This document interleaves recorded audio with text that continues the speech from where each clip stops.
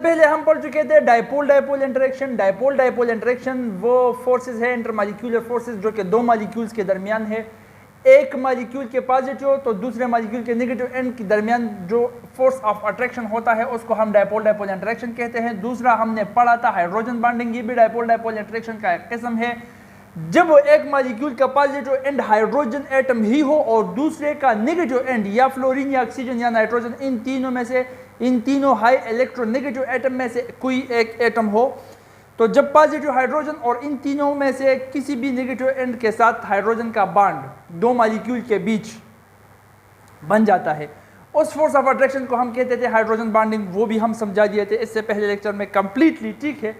आज हम जो पढ़ रहे हैं वो है London forces which is a third intermolecular force. अब थोड़ा सा हमने ये रिवाइज भी कर लिया, आपको भी याद होगा पहले लेक्चर से, तो खुद अब बताओ डायपोल डायपोल इंटरेक्शन। देखो दो किस्म के मॉलिक्यूल्स है, पोलर और नॉन पोलर। पोलर वो जिसके पोल्स हो, पॉजिटिव और नेगेटिव मुख्तलिफ एंड्स मॉलिक्यूल में मौजूद हो तो polar molecule. Non polar molecule जिसके एंड यकसा हो, या दोनों एंड्स पर जीरो चार्ज या दोनों एंड्स पर नेगेटिव चार्ज या दोनों ही एंड्स पर पॉजिटिव चार्ज, ऐसे मॉलिक्यूल को हम नॉन पोलर कहते हैं, ठीक है। तो ये जो दो इंटरमॉलिक्यूलर फोर्सेस हमने पढ़े हैं, डायपोल डायपोल इंटरेक्शन और हाइड्रोजन बॉन्डिंग, ये पोलर मॉलिक्यूल में होंगे या नॉन पोलर में? खुद बताओ। पोलर में, क्यों? क्योंकि डायपोल डायपोल इंटरेक्शन और हाइड्रोजन बॉन्डिंग दोनों में हम ये कह चुके हैं कि एक मॉलिक्यूल का पॉजिटिव तो दूसरे मॉलिक्यूल का नेगेटिव एंड, तो पॉजिटिव नेगेटिव आ गया तो इसका मतलब मॉलिक्यूल्स पोलर थे। तो ये दोनों फोर्सेस पोलर मॉलिक्यूल में मौजूद है, ठीक है। तो जितने भी पोलर कंपाउंड्स है उनके मॉलिक्यूल्स जो इकट्ठे रह रहे हैं तो इनकी वजह ये इंटरमॉलिक्यूलर फोर्सेस है, ये दोनों। फॉर एग्जांपल HCl हो गया, हाइड्रोक्लोरिक एसिड, या वाटर हो गया। फॉर एग्जांपल एक गिलास पानी में उठा लेता हूँ ना, उसमें बहुत सारे मॉलिक्यूल्स है लेकिन इकट्ठे हैं, एक दूसरे से भाग नहीं रहे, इनके दरमियान अट्रैक्टिव फोर्सेस है। तो अट्रैक्टिव फोर्सेस कौन से है? Hydrogen bonding. हाइड्रोक्लोरिक एसिड है, उनके मॉलिक्यूल्स इकट्ठे रह रहे हैं। क्यों इकट्ठे रह रहे हैं? क्योंकि इनके दरमियान भी अट्रैक्टिव फोर्स है। कौन सा है? Dipole dipole interaction. तो ये तो हुए पोलर कंपाउंड्स। लेकिन दूसरी तरफ अगर हम नॉन पोलर कंपाउंड्स को देखें तो उनके मॉलिक्यूल्स भी इकट्ठे रहते हैं। फॉर एग्जांपल बेंजीन हो गया, बेंजीन को देखा है डॉक्टर्स के पास जो होता है एज एंटीसेप्टिक, जख्मों पर जब किसी का जख्म हो जाए ना उस पर सफाई के लिए लगाते हैं बेंजीन, देखा होगा, नॉर्मल प्रैक्टिशनर्स के साथ भी होता है। तो बेंजीन के भी तो मॉलिक्यूल्स इकट्ठे होते हैं, गैस की तरह इधर उधर एक दूसरे से भागते नहीं है। तो बेंजीन के मॉलिक्यूल्स एक इकट्ठे एक खाने में एक जगह में रह रहे हैं। इसका मतलब बेंजीन के मॉलिक्यूल्स के दरमियान भी फोर्सेस ऑफ अट्रैक्शन है, लेकिन उनके दरमियान डायपोल डायपोल इंटरेक्शन तो हो नहीं सकते। क्यों? क्योंकि बेंजीन है नॉन पोलर और डायपोल डायपोल पोलर में होता है। उनके दरमियान हाइड्रोजन बॉन्डिंग भी नहीं है। क्यों? क्योंकि बेंजीन में अंदर हाइड्रोजन तो है, C6H6 हाइड्रोजन तो है, लेकिन हाइड्रोजन बॉन्डिंग वो डायपोल डायपोल इंटरेक्शन है जो कि नाइट्रोजन ऑक्सीजन फ्लोरीन के साथ बनता है। नाइट्रोजन ऑक्सीजन फ्लोरीन बेंजीन के अंदर नहीं है। और हाइड्रोजन बॉन्डिंग भी पोलर मॉलिक्यूल्स में होता है, बेंजीन नॉन पोलर है। तो बेंजीन के मॉलिक्यूल्स के दरमियान जो फोर्स ऑफ अट्रैक्शन है वो ये दोनों तो नहीं है। तो वो कौन सा है? वही हम पढ़ रहे हैं, लंदन फोर्सेस। तो जितने भी नॉन पोलर मॉलिक्यूल्स हैं, नॉन पोलर मॉलिक्यूल्स के अंदर उनके मॉलिक्यूल्स जो इकट्ठे रह रहे हैं, जिस फोर्स ऑफ अट्रैक्शन की वजह से इकट्ठे रह रहे हैं, वो है लंदन फोर्सेस। अब देखो लंदन फोर्सेस को समझते हैं एक सादा जुबान के अंदर। ये है हमारा पास ये हमारा एक एटम है, ठीक है।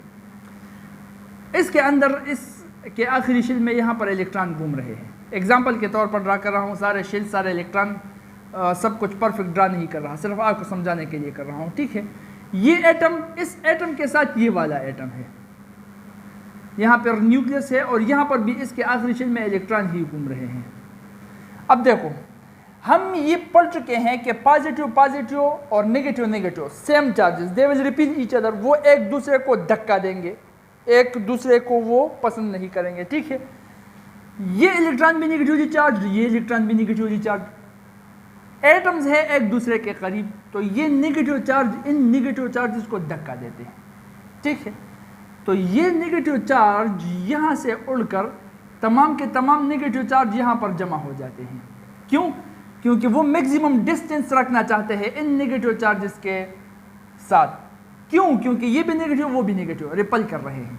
अब देखो, इस वजह से नेगेटिव चार्ज सारे इस साइड पर आ जाते हैं, तो ये पॉजिटिव चार्ज जो है वो इस साइड पर रह जाता है एक एटम का। इस तरह से जितने भी एटम्स हैं तमाम एटम्स के दरमियान यही हो जाता है। तो मॉलिक्यूल के साथ क्या होता है? अब देखो, तमाम एटम्स के साथ जब यही सेम केस हो जाता है, यहाँ पर मैं एक स्ट्रक्चर ड्रा कर लेता हूँ, समझ लो ये मॉलिक्यूल है, ठीक है। तो उस मॉलिक्यूल के अंदर तमाम नेगेटिव चार्जेस एक तरफ चले जाते हैं और तमाम जो पॉजिटिव चार्ज रह जाते हैं वो दूसरे तरफ रह जाते हैं। क्यों?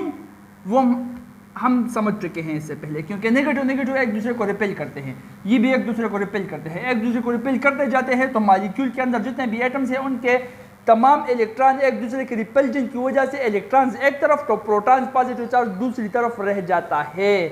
अब इस मॉलिक्यूल को जरा देखो, इसमें एक डायपोल सा क्रिएट हो गया है। मॉलिक्यूल पोलर नहीं है, लेकिन इसमें पोलैरिटी क्रिएट हुई है। यहां पर पॉजिटिव और इस एंड पर नेगेटिव चार्ज क्रिएट हुआ है, ठीक है। इस तरह के पोल्स के क्रिएट होने को, इस तरह के पोलर मॉलिक्यूल के क्रिएट होने को हम कहते हैं इंस्टंटेनियस डायपोल। गौर से सुनो, समझो, देखो, इंस्टंटेनियस डायपोल। इंस्टंटेनियस डायपोल क्यों कहते हैं? इंस्टंटेनियस लम्हाती लम्हाती आर्जी तौर पर डायपोल। ये आर्जी तौर पर डायपोल है। क्यों? क्योंकि अगर ये एटम्स हम एक दूसरे से थोड़ा सा दूर हटाएं या ये एटम्स खुद एक दूसरे से थोड़े से दूर हट गए, तो ये इलेक्ट्रॉन फिर से अपनी जगह और ये इलेक्ट्रॉन अपनी जगह इस शिल के गिर्द घूमने लगेंगे, एक तरफ पर जमा नहीं होंगे, तो डायपोल फिर से ख़त्म हो जाएगा। इसलिए ये डायपोल आर्जी डायपोल है। तब तक है जब तक ये एटम इस पैटर्न में एक दूसरे के साथ मौजूद हो, जिसकी वजह से उसके इलेक्ट्रॉन्स एक साइड पर और उसके पॉजिटिव न्यूक्लियाई चार्जेस वो दूसरे तरफ पर आ गया। तो लम्हाती तौर पर एक डायपोल क्रिएट हो गया है, एक पोलर मॉलिक्यूल की तरह ये मॉलिक्यूल बन गया है लम्हाती तौर पर, ठीक है। इस तरह के डायपोल को हम इंस्टंटेनियस डायपोल कहते हैं। अच्छा, अब मान के चलो इस मॉलिक्यूल के पास दूसरा मॉलिक्यूल रह रहा है, इसका पड़ोसी है, ठीक है, इसका बेस्ट फ्रेंड है। अब जब इसके इलेक्ट्रॉन यहाँ पर आ गए, यहाँ पर इसके electron plus plus electron electron plus सब कुछ जो है वो तितर बितर है, डिस्पर्स्ड है। जब ये इलेक्ट्रॉन यहाँ पर आ जाते हैं तो इसके पॉजिटिव न्यूक्लियाई को अपनी तरफ खींचने लगता है क्योंकि अपोजिटली चार्ज है, लेकिन इसके जितने भी इलेक्ट्रॉन हैं उसको रिपेल करने लगता है।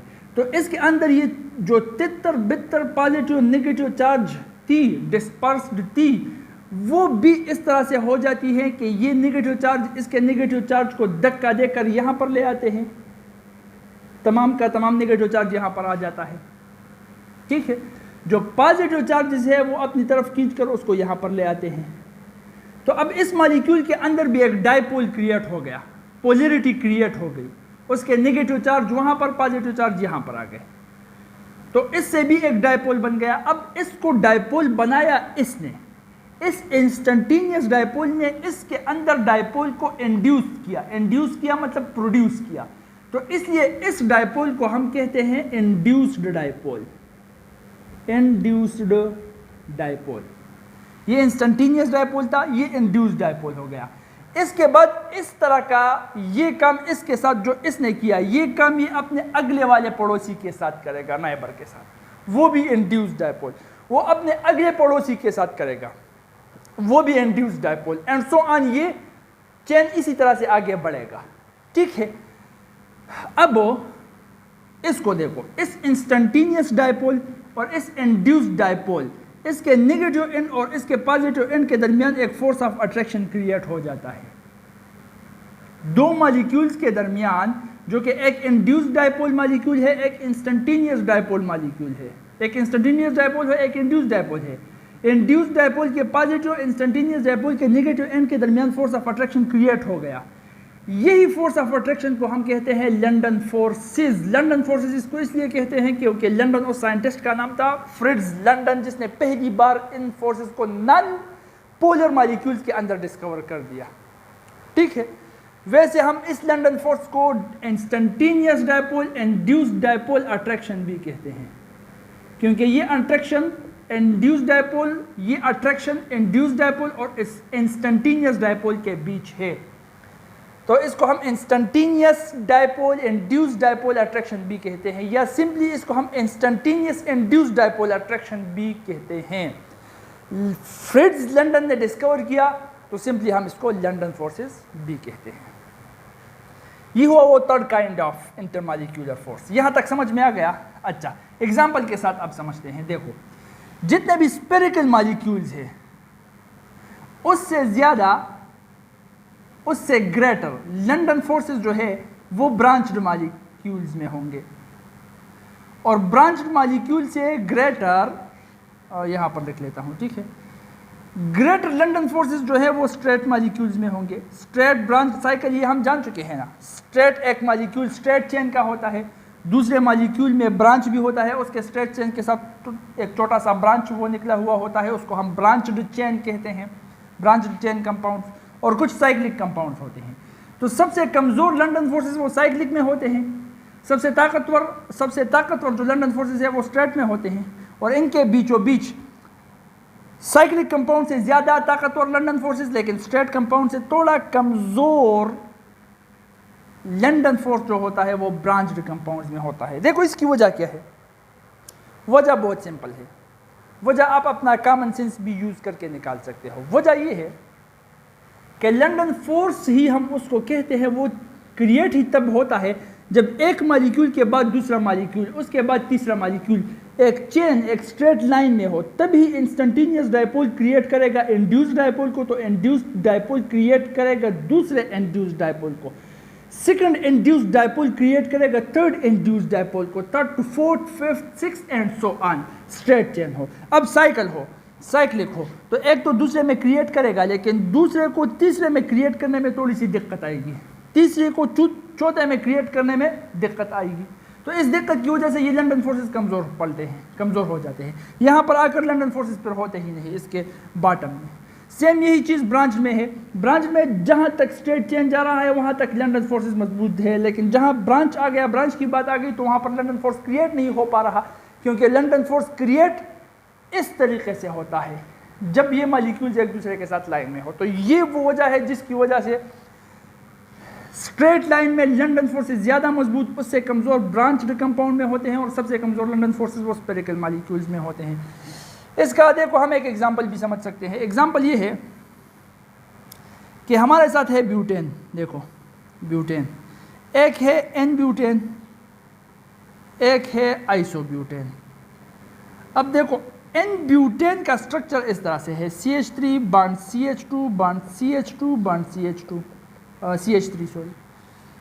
इस कंपाउंड के अंदर तमाम मॉलिक्यूल स्ट्रेट चेन में है, तो ये मॉलिक्यूल इसके अंदर ये इंस्टेंटेनियस डायपोल क्रिएट करता है, तो इसके अंदर इंड्यूस्ड डायपोल क्रिएट हो जाता है। ये इसके अंदर दूसरा इंड्यूस्ड डायपोल, ये फर्स्ट इंड्यूस्ड डायपोल, ये सेकंड इंड्यूस्ड डायपोल, ये इसके अंदर थर्ड इंड्यूस्ड डायपोल क्रिएट करता है। तो तमाम के अंदर लंदन फोर्सेस मौजूद होते हैं। इसलिए इसको जब हम बॉयल करते हैं तो इसका बॉइलिंग पॉइंट होता है 272 डिग्री केल्विन लगभग, ठीक है। सिमिलर बिल्कुल इसी तरह से आइसोब्यूटेन का स्ट्रक्चर अगर आप देख लो तो वो बिल्कुल ऐसे होता है कि CH3 CH CH3 और CH3 2 मिथाइल प्रोपेन होता है। Isobutane in fact is 2 methyl propane. अब यहाँ तो इंस्टेंटेनियस डायपोल क्रिएट हो गया, तो ये यहाँ पर इंड्यूस्ड डायपोल फर्स्ट क्रिएट करेगा, ये यहाँ पर सेकंड इंड्यूस्ड डायपोल क्रिएट करेगा। थर्ड वाला जो है वो इसके साथ नहीं आ रहा, नीचे आ रहा है, जबकि इसका नेगेटिव चार्ज इस यहाँ पर है, यहाँ पर नहीं है, ठीक है। तो ये इंड्यूस्ड डायपोल वहाँ क्रिएट करेगा, नीचे क्रिएट नहीं करेगा। तो यहाँ पर जो होता है ये फोर्स कमज़ोर पड़ जाता है। इसमें लंदन फोर्सेस इंड्यूस्ड डायपोल भी सिर्फ 2 आ गए, यहाँ पर 3 है। तो इसलिए इसके लंदन फोर्सेस जो है वो कमज़ोर पड़ते हैं, और उसका पता हम इस तरह से लगाते हैं कि इसका अगर हम बॉइलिंग पॉइंट पर देख ले तो वो 262 डिग्री केल्विन तक आ जाता है। इसका बॉइलिंग पॉइंट हाई है, इसका लो है, इसका मतलब इसके अंदर फोर्सेस कमज़ोर है, इसके अंदर फोर्सेस ताकतवर थे। तो ये ताकतवर क्यों थे? क्योंकि इसका शेप जो था वो स्ट्रेट लाइन था, इसका शेप ब्रांच है, स्ट्रेट नहीं है। तो इससे हम अंदाज़ा लगा सकते हैं कि सबसे ताकतवर लंदन फोर्सेस वो स्ट्रेट के होते हैं, उससे कमज़ोर ब्रांच के, और सबसे कमज़ोर लंदन फोर्सेस जो होते हैं वो साइक्लिक कंपाउंड के होते हैं। यहाँ तक बात समझ में आ गई। एक और भी है फैक्टर जो कि लंदन फोर्स को इफेक्ट करता है, वो है मॉलिक्यूलर साइज। मॉलिक्यूलर साइज, अब जाहिर बात है जितना मॉलिक्यूलर साइज बड़ा हो उतना बड़ा डायपोल बनेगा। फॉर एग्जांपल यहाँ पर देख लेते हैं, एक साइज ये है, एक साइज ये है। यहाँ इसके इस साइड पर इतने इलेक्ट्रॉन आ जाते हैं, यहाँ पर इतने पॉजिटिव चार्ज आ जाते हैं, पॉजिटिव पॉजिटिव पॉजिटिव, जबकि इसके यहाँ बमुश्किल 3 इलेक्ट्रॉन और 3 पॉजिटिव चार्ज आ जाते हैं। तो अब ये दूसरे पॉजिटिव को अट्रैक्ट करेगा, वो मजबूती से अट्रैक्ट करेगा, ये अट्रैक्ट करेगा, ये मजबूती से अट्रैक्ट करेगा। कौन सा वाला करेगा खुद बताओ? ये करेगा, जाहिर बात है, क्योंकि यहाँ पर नेगेटिव चार्ज ज़्यादा है, यहाँ पर नेगेटिव चार्ज कम है, यहाँ पर पॉजिटिव चार्ज ज़्यादा है, यहाँ पर पॉजिटिव चार्ज कम है, जो कि अट्रैक्शन का सबब बनते हैं। ठीक है, तो इसलिए अगर मॉलिक्यूलर साइज हाई हो, यहाँ पर हम लिख सकते हैं molecular size is directly proportional to London forces strength. जितना मॉलिक्यूलर साइज हाई हो लंदन फोर्सेस मजबूत होंगे, जितने मॉलिक्यूलर साइज लो हो लंदन फोर्सेस लो होंगे। इसका भी हम एग्जांपल देख सकते हैं, नोबल गैसेस भी नॉन पोलर एटम्स है, मॉलिक्यूल्स है। ठीक है, तो नियान का साइज जो होता है वो जीनान के साइज से छोटा होता है, इसलिए जीनान का साइज चूंकि बड़ा है इसके लंदन फोर्सेस भी मजबूत होंगे, तो जीनान का बॉइलिंग पॉइंट भी नियान से हाई है, पीरियोडिक टेबल में देख लेना। ठीक है, नियान से जीनान का बॉइलिंग पॉइंट इसलिए हाई है कि जीनान का साइज बड़ा है, साइज बड़ा है तो लंदन फोर्सेस मजबूत हो गए, लंदन फोर्सेस मजबूत हो गए तो बॉइलिंग पॉइंट हाई हो गया। तो यहां से हम वो सबूत ढूंढ सकते हैं जिससे ये कंफर्म हो जाता है कि molecular size is directly proportional to the London forces strength. बात यहां तक समझ में आ गई?